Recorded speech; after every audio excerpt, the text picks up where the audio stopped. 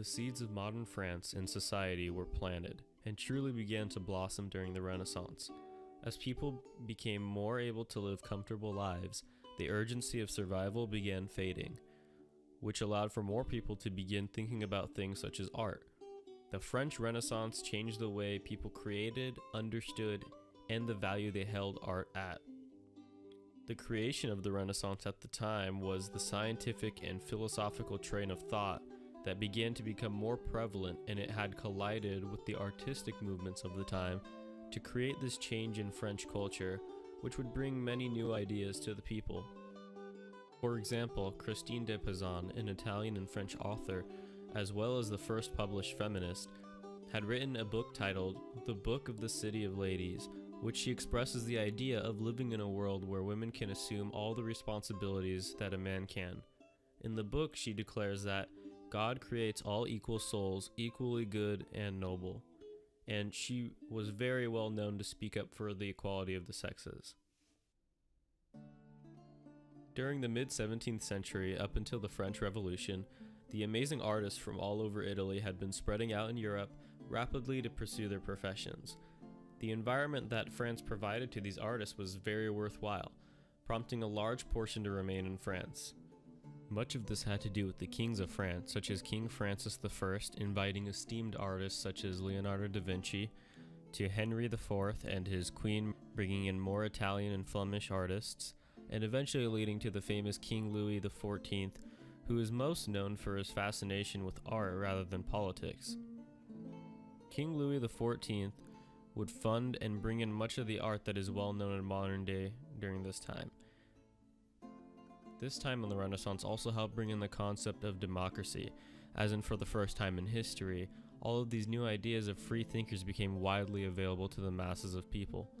This shows through as you notice the artists living in and coming from France began to shift more of a focus onto the average working class person instead of the elite of people.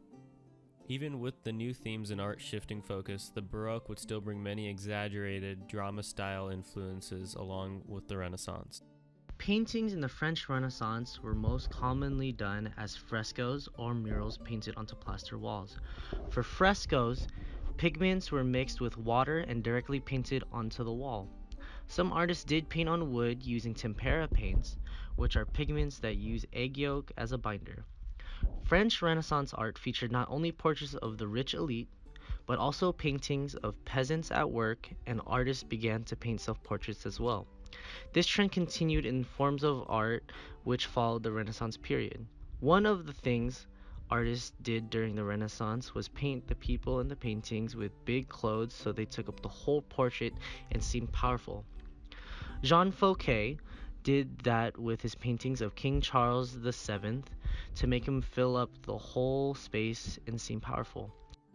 He gave him furry cuffs around his wrists and fur around his neck. He also had a big hat which made him look more powerful. The first signs of Renaissance influence in French architecture began under the reign of Charles VIII in 1495, when he commissioned the reconstruction of his Loire Valley chateau near Amboise. Undertaking this task was the Italian architect Domenico da Cortona, who would go on to help with building of more Renaissance architecture throughout France.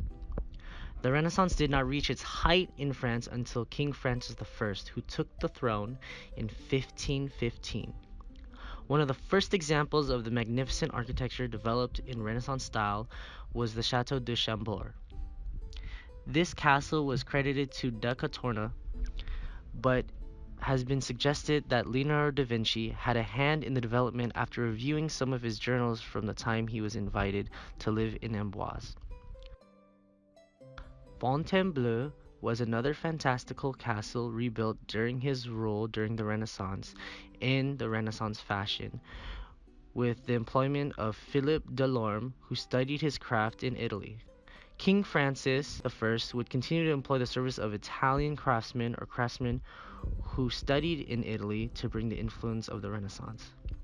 With the precedent set by King Francis I, towns and cities across France began to follow suit.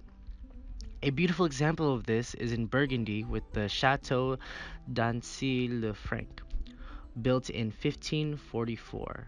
The common features of architecture of the French Renaissance include repetitively identical windows, evenly spaced, round high arches, a pavilion, and string course.